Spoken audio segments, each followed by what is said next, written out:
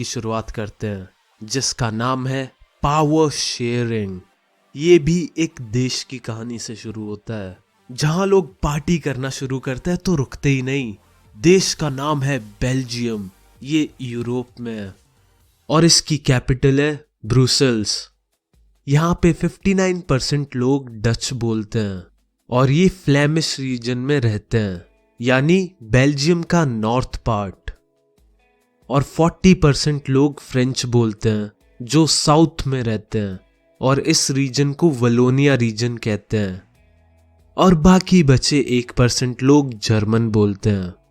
और ब्रुसेल, जो बेल्जियम की कैपिटल है, वहां 80% लोग फ्रेंच बोलते हैं और बाकी बचे 20% डच बोलते हैं। इससे तुम्हें पता चल गया होगा कि कंट्री में मेजॉरिटी डच की थी, पर कैपिटल में फ्रेंच बोलने वालों की थी। तो 2 कारणों से बेल्जियम में बहुत टेंशन हो गई थी। और हमें देखो, इस साल बोर्ड्स हैं और टेंशन का नामो निशान तक नहीं है। तो पहला रीजन था कि फ्रेंच बोलने वाले लोग बहुत ही ज्यादा रिच थे और सारी पावर्स उन्हीं के पास थी, और डच लोगों को उतने बेनिफिट्स नहीं मिल पाते थे। दूसरा रीजन था, डच लोगों की कंट्री में तो मेजॉरिटी थी, पर कैपिटल में पासा उल्टा पड़ जाता था। वहां फ्रेंच मेजॉरिटी थी और इन दोनों ही कम्युनिटीज में बहुत ज्यादा कल्चरल और रिलीजन डिफरेंस थे। तो इन्हें अपनी प्रॉब्लम्स का सॉल्यूशन निकालने के लिए 4 बार अपना कॉन्स्टिट्यूशन बदलना पड़ा और फाइनली इन्होंने एक चमत्कारी सॉल्यूशन निकाल लिया अपनी प्रॉब्लम्स के लिए। तो चलो देखते हैं इन्होंने क्या चमत्कार किया। पहला पॉइंट है कि इन्होंने एक रूल बना दिया था कि सेंट्रल गवर्नमेंट में आधे डच स्पीकिंग मिनिस्टर होंगे और आधे फ्रेंच स्पीकिंग मिनिस्टर होंगे। सेकंड, इन्होंने ये भी रूल बना दिया, जो स्पेशल लॉज होंगे उन्हें दोनों ही ग्रुप को पास करना होगा। अगर किसी एक ग्रुप ने मना कर दिया तो वो लॉ पास नहीं होगा। थर्ड, बहुत सारी सेंट्रल गवर्नमेंट की पावर्स स्टेट गवर्नमेंट को सौंप दी गई और स्टेट गवर्नमेंट इंडिपेंडेंटली काम करती थी। उनका सेंट्रल गवर्नमेंट से कोई लेना देना नहीं था। फोर्थ, ब्रुसेल में भी अलग गवर्नमेंट थी और उधर भी आधे आधे लोग थे दोनों कम्युनिटीज के। फ्रेंच लोगों ने ये बात इसलिए मान ली क्योंकि सेंट्रल गवर्नमेंट में डच लोगों ने भी हाफ रिप्रेजेंटेशन वाली बात मान ली थी। और लास्ट पॉइंट है, बेल्जियम में एक और टाइप की गवर्नमेंट है जिसे कम्युनिटी गवर्नमेंट कहते हैं। तो टोटल बेल्जियम में 3 टाइप की गवर्नमेंट्स थी, सेंट्रल, स्टेट और कम्युनिटी। और हर कम्युनिटी की अपनी गवर्नमेंट थी, फ्रेंच की अलग, डच की अलग और जर्मन बोलने वालों की अलग। ये गवर्नमेंट उनके लिए कल्चरल, एजुकेशनल और लैंग्वेज से रिलेटेड लॉज बनाते थे। अब तुम सोच रहे होगे कि यार इतनी सारी गवर्नमेंट, पागल तो नहीं है बेल्जियम के लोग? तो दोस्तों, जो भी है, जितनी भी है, मेन चीज होती है सुख और शांति। और जब से इस कॉन्स्टिट्यूशन को बेल्जियम ने अपनाया है, इनके देश में वो दोनों चीजें आ गई हैं। और तुम्हें मैं एक फन फैक्ट बता देता हूँ, ब्रुसेल में EU का HQ भी बन गया है, यानी यूरोपियन यूनियन का हेडक्वार्टर। चलो अब उस देश की बात करेंगे जिसमें हनुमान जी अपनी पूंछ से आग लगा के आ गए थे। बिल्कुल सही पकड़े हो, श्रीलंका। वैसे कभी कभी मैं सोचता हूँ, ये लंका में अभी भी किस बात का ईगो है जो अपने नाम के आगे श्री लगा रखा है। वैसे तो तुम लोगों के हीरो होंगे Batman, captain America, Superman, Spiderman, wonder woman और शायद किसी का क्रिश या शक्तिमान या फिर फ्लाइंग जट भी हो सकता है। पर मेरा फेवरेट सुपर हीरो तो भगवान हनुमान है। भाई इतनी सारी सुपर पावर एक साथ पूरा का पूरा सन खा गए थे। बोलो, कर सकता है कोई ऐसा? तुम्हारे सारे सुपर हीरोज की पेंट गीली हो जाएगी और फिर इवेपोरेट भी हो जाएगी। हाँ, तो श्रीलंका की बात हो रही थी, तो सबसे पहले हम श्रीलंका की बेसिक जानकारी लेंगे, उसके बाद उधर की प्रॉब्लम समझेंगे और वो प्रॉब्लम क्यों अराइज हुई उसे देखेंगे, और फिर उधर के लोगों का क्या रिएक्शन था, उसे कैसे सॉल्व किया गया ये सब समझने की कोशिश करेंगे। दोस्तों, श्रीलंका में 74% लोग सिन्हाला लैंग्वेज बोलते हैं और 18% तमिल बोलते हैं। और वहाँ तमिल्स भी दो टाइप के हैं। एक तो है श्रीलंका के ओरिजिनल तमिल जो वहाँ पहले से ही रह रहे हैं, और दूसरे है इंडियन तमिल्स। ये वो लोग हैं जो इंडिया से उधर चले गए। और 7% क्रिश्चियंस हैं जो दोनों लैंग्वेज बोलते हैं। तमिल्स मेनली हिंदू और मुस्लिम्स हैं, और जो लोग सिन्हाला बोलते हैं वो सब बुद्धिस्ट हैं। तो प्रॉब्लम तब आना शुरू हुई जब गवर्नमेंट ने रूल्स मेजॉरिटी के फेवर में बनाने शुरू कर दिए। जैसे कि 1956 में एक एक्ट पास किया गया जिससे सिन्हाला को श्रीलंका की ऑफिशियल लैंग्वेज बना दिया गया। सेकंड, गवर्नमेंट ने सिन्हाला बोलने वाले लोगों को प्रेफरेंस देना शुरू कर दिया। इन लोगों को जॉब सबसे पहले मिलती थी और कॉलेज में एडमिशन भी बड़े प्यार से हो जाता था। थर्ड, उन्होंने कॉन्स्टिट्यूशन में भी नए लॉज बना दिए जिससे बुद्धिज्म को बढ़ावा मिले, और गवर्नमेंट भी बुद्धिज्म को सपोर्ट करने लगी और दूसरे रिलीजन्स को इग्नोर करना शुरू कर दिया। और इसका जो इम्पैक्ट तमिल्स पर पड़ा वो बहुत बुरा था। उन्हें लगने लगा कि गवर्नमेंट ने उनके बारे में सोचना बंद कर दिया है। सेकंड, उन्हें लगा कि अब उनके रिलीजन और कल्चर की कोई परवाह नहीं करता है और सारी पार्टीज एक जैसी हैं, सब सिन्हाला बोलने वालों को सपोर्ट करती हैं।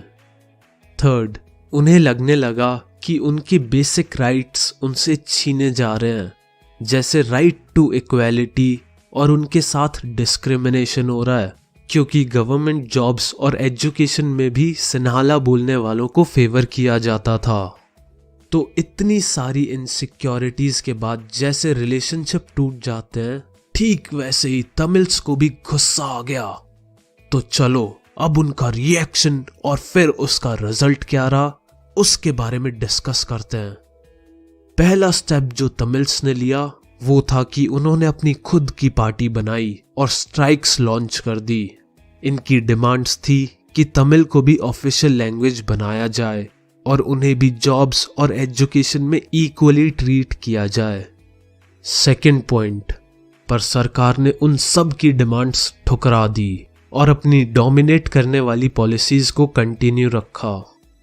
थर्ड, फिर तमिल्स अपनी खुद की कंट्री बनाने की मांग करने लगे। वो चाहते थे कि उन्हें नॉर्थ ईस्ट श्रीलंका में एक अलग से कंट्री दे दी जाए। फोर्थ, इसके बाद दोनों कम्युनिटीज में आग लग गई, सिविल वॉर शुरू हो गया और हजारों लोगों की मौत हो गई। बहुत सारे लोगों ने तो देश ही छोड़ दिया। फिफ्थ, सिविल वॉर की वजह से श्रीलंका को बहुत नुकसान हुआ। उनकी इकोनॉमी के लग गए और वहां की कल्चरल लाइफ भी तबाह हो गई और इनकी कहानी ऐसे ही खत्म हो गई। चलो तो सीधा मुद्दे पे आते हैं। दोनों कंट्रीज श्रीलंका और बेल्जियम डेमोक्रेटिक थी। दोनों के लोगों के बीच में टेंशन थी, पर ऐसा क्या हुआ कि श्रीलंका में सिविल वॉर हो गया और बेल्जियम में कोई छोटी मोटी लड़ाई तक नहीं हुई? तो इसकी सिर्फ एक ही वजह है, बेल्जियम में पावर को शेयर किया गया और उधर के लोग खुशी से रहने लगे, और वहीं दूसरी ओर श्रीलंका में लोगों ने पावर शेयर करने से मना कर दिया और पूरा देश बर्बाद हो गया। तो इससे हमें पता चलता है कि हमें पावर शेयर करनी चाहिए, और इसके दो मेन रीजंस भी हैं। पहला, पावर शेयरिंग अच्छी चीज होती है क्योंकि उससे लोगों में लड़ाई नहीं होती और देश में स्टेबिलिटी बनी रहती है, और इसका प्रूफ ये दोनों देश हैं जिन पर हमने अभी अपनी केस स्टडी की। दूसरा रीजन है कि डेमोक्रेसी में यही तो होता है कि जितना ज्यादा पावर शेयर हो सके उतनी हो। डेमोक्रेसी इसी पे तो बेस्ड है, और एक अच्छी गवर्नमेंट हमेशा पावर शेयर करती है। और यार, पावर की इतनी बात हो रही है तो मैं भी अपने व्यूज देना चाहता हूँ। इंडिया के लोग बड़े पावरफुल हैं, लड़ने के लिए हमेशा तैयार रहते हैं। यकीन नहीं होता तो ओलंपिक्स देखो, हमेशा हमारे लड़ाई वाले गेम्स में ही मेडल आते हैं, जैसे wrestling, boxing, shooting, weight lifting. कभी ऐसा नहीं होगा हमें स्विमिंग या साइकिलिंग या किसी और शांति वाले गेम में मेडल मिले। लड़ाई करवा लो बस हम लोगों से, फाड़ के रख देते हैं सबकी। चलो इससे पहले सिविक्स हमारी फाड़े, हम आगे कंटिन्यू करते हैं। तो हमें ये तो पता चल ही गया कि पावर शेयरिंग अच्छी बात है, लेकिन हम पावर शेयरिंग कैसे कर सकते हैं, अब उस पे ध्यान देते हैं। पहला तरीका तो हो जाएगा हॉरिजॉन्टल पावर शेयरिंग, यानी गवर्नमेंट अलग अलग डिपार्टमेंट्स को पावर दे दे, जैसे एग्जीक्यूटिव, लेजिस्लेचर और जुडिशरी। इससे किसी के पास भी ज्यादा पावर्स नहीं आती और ये लोग एक दूसरे को चेक भी करते रहते हैं कि सब ढंग से काम कर रहे हैं। दूसरा तरीका है वर्टिकल डिवीजन ऑफ पावर। इसमें डिफरेंट लेवल पे गवर्नमेंट्स बनाई जाती हैं और पावर को बांटा जाता है, जैसे सेंट्रल और स्टेट गवर्नमेंट, और इनकी पावर्स भी अलग अलग होती हैं और इस सिस्टम को हम फेडरल डिवीजन ऑफ पावर भी कहते हैं। तीसरा तरीका होता है कि हम लोग रिलीजन या लोगों की लैंग्वेज के बेसिस पे सोशल ग्रुप्स में पावर डिवाइड कर दें, जैसे कि हमने बेल्जियम में देखा। उधर तीसरी टाइप की गवर्नमेंट भी थी जो उनकी लैंग्वेज पे बेस्ड थी। और इंडिया में भी कास्ट के बेसिस पे पावर को बांटा जाता है। इसे हम रिजर्वेशन सिस्टम के नाम से भी जानते हैं, जिसमें लोअर कास्ट को जॉब्स और एजुकेशन में फायदा मिलता है। चौथा और आखिरी तरीका है कि पॉलिटिकल पार्टीज या बाकी टाइप के ग्रुप्स आपस में पावर बांट लें। जैसे तुमने कभी कभी सुना होगा कि एक स्टेट में बीजेपी और उस स्टेट की लोकल पार्टी ने मिलकर वहां सरकार बना ली, तो इसको हम कहते हैं पावर को आपस में बांटना, और इसे कोलिजन फॉर्म ऑफ गवर्नमेंट भी कहते हैं। तो मॉरल यही है कि तुम लोग इस देश के यंग ब्लड हो, इस खून को थोड़ा सा शांत करो और कुछ बढ़िया से स्पोर्ट्स में मेडल लाओ। जिसे देखो क्रिकेट खेलता रहता है जो ओलंपिक्स में भी नहीं है। और मुझे तो ये लगता है इंडिया क्रिकेट में बेस्ट इसीलिए है क्योंकि सिर्फ 2-3 गिने चुने देश ही क्रिकेट खेलते हैं। तो वादा करो अगले ओलंपिक्स में मेडल की बरसात कर दोगे तुम लोग, वरना शायद वीडियो गेम्स भी बहुत जल्द ओलंपिक्स का हिस्सा बन सकते हैं। तो कम से कम उसमें तो जिता देना यार। पहला गोल्ड इंडिया के पास ही आना चाहिए गेमिंग में। 7, 6, 5, 4, 3, 2, 1. You'll never have the sacred stone. Oh, this you crazy mother.